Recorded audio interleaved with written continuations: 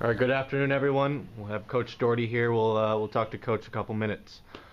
Coach, split the first home weekend of Pac-12 play, so we'll talk a little bit about last weekend. Yeah, I thought our tremendously competitive preseason had us ready, to step out there in the conference race. And, unfortunately, we did not play as well as I think we were capable of against Arizona. And to their credit, they played very well here in Beasley and took one from us. But, credit to our upperclassmen and our entire team to bounce back and beat a very good Arizona State team 2 nights later. I really liked the way that we came out with a lot of energy, and we were able to win a lot of hustle plays. I thought that our ability to attack pressure off the dribble was obviously huge against ASU's pressure, and it was great to see us get be able to score 70-some, almost 80 points against that. So it was an exciting win.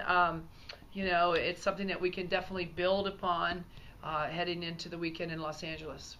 Talk a little bit more about the Arizona State. Tia Presley, 27 points, career high, third game this year with 20-plus points. So Tia's playing at an elite level right now, but then you're getting Sage Romberg might have broke out a little bit, and then you get a freshman, one of our talented freshmen breaks out. So talk a bit about that game and how important that is.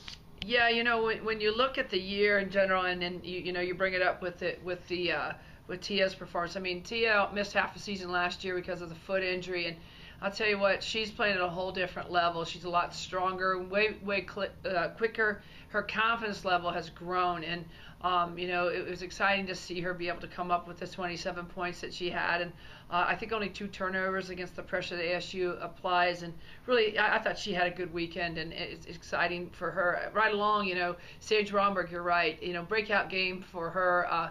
I think, with the pressure that was going on with the Sun Devils, I think that Sage took it personal and was able to break them down off the dribble as well. And, she made some great looks inside to her teammates, but at the same time, she took her open looks and was very proficient offensively from the perimeter. Taylor Evanson came off the bench, played 24 minutes, had 17 points, and I thought she was kind of a lightning rod, if you will, for this team. Back-to-back threes, and just she's calm, she's confident out there, she's having a lot of fun, and just a real relaxed player, but really took advantage of the pressure that ASU was providing. Very good with both hands, was able to get to the rim, and when that wasn't happening, looked really good from the three-point line. Now you head on the road and you face a very good UCLA team, so nationally ranked all season long. And then you face a USC team that's no short on talent there. So talk a bit about the LA trip, very important trip for us. Yeah, big trip for us, and we've had a couple days to prepare, but yeah, you're definitely preparing for 2 of the more elite, talented teams in this league, and we're going to be tested, no doubt, right out of the chute, playing at UCLA in the new remodeled Poly Pavilion. But I think that our players know that, and I think they're starting to understand, especially the new players, how critical every game is, and that we have to be ready to play and play hard for 40 minutes. So, a big thing for us is coming out with confidence from the ASU win, be able to get into our game, which is a lot of pressure defense, mixing up our defenses, and be able to hopefully turn them over, get them uncomfortable, and get ourselves into a running game, if you will, on the road to get some easy buckets, and then handle the defense. I mean, both teams are very, very good defensively. They play both ends of the floor very well. About UCLA, the Cougs beat UCLA up here last season, but they have an elite player in Markel Walker. So talk a bit about the challenge of Markel Walker. Yeah, it was fun to get the split last year, with UCLA here and all, but they're a different team. Markel's healthy, and she's got a lot of help as well. So the test that you always have going out against a very, very talented UCLA team is to make sure that you really understand the game plan defensively, understand what the Cougs are going to try to take away, what we're going to allow UCLA to do, and play that game plan to a T. If we're able to do that, I think that there's no doubt that we can enjoy a lot of success down there.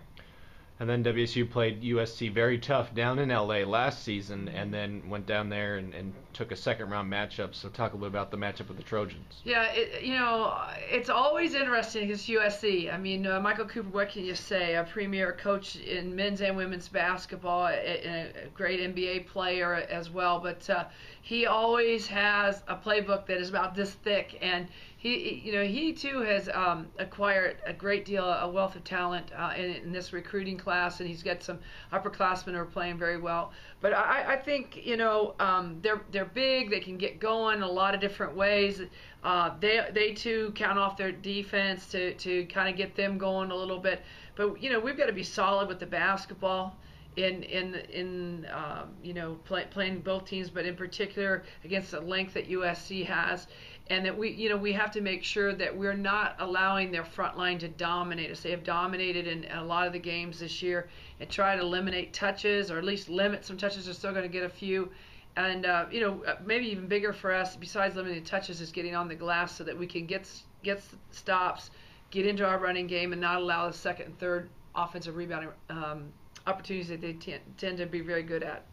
Just in case we don't get a chance to talk to you next week, kind of unique trip where you play 3 games over this week's stretch with the new TV deal. Friday's game will actually be on the Pac12 Networks, and then next Tuesday you'll stay on the road and you'll play the Huskies in Seattle. So talk a little about that matchup and what you've seen from Washington. Yeah, well, first of all, the Pac-12 Network had a chance to watch it last night. There were several games on, and what a great job they're doing. It's an unbelievable addition. I mean, any high school girls basketball player out there would be crazy not to play in the Pac-12. I mean, with the coverage that we're getting and also it's exciting to see that and be a part of it.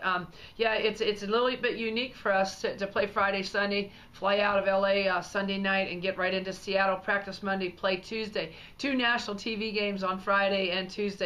But it's the new Pac-12 and the new Pac-12 Network, and we want to go out and play well and really show well nationally to the national TV audience. I think Pac-12 basketball has been a mystery for a long time to a lot of people on the East Coast and the South, but it's nice now that we have this vehicle to show off our talents and our abilities in this entire league.